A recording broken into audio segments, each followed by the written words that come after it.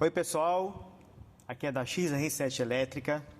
Eu vou mostrar para vocês dois defeitos que eu peguei hoje aqui na oficina de motor de partida.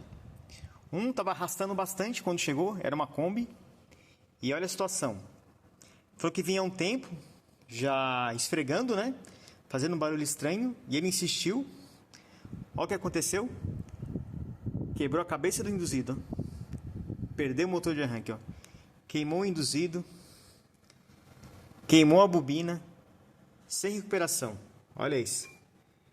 Se fosse antes de quebrar, era só uma revisão de escova e bucha, tinha resolvido, ó. Aí, troca completa.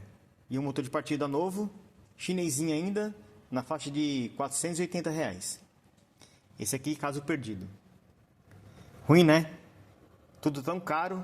E as peças antigas são de primeira linha, né? Olha isso, Bosch ainda. Esse aqui já era. Quebrou até o focinho.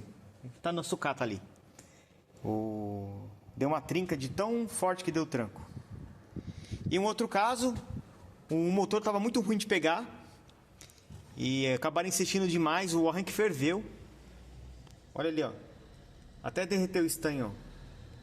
Soltou a solda de ligação do borne e da bobina. Esse é um motor de partida Vapsa, né? E a bobina também entrou em curto. Testando aqui, a bobina entrou em curto, perdeu também o arranque, ó. A sorte que tem outro aqui ainda. Aí eu vou passar para o carro amanhã. E esse aqui eu encomendei, também vai chegar amanhã. Então, galera, barulho estranho, motor muito pesado. A hora de colocar uma bateria e continua o mesmo defeito, investigue. Porque se você insistir muito, o prejuízo é maior, hein? Essa é a dica de hoje.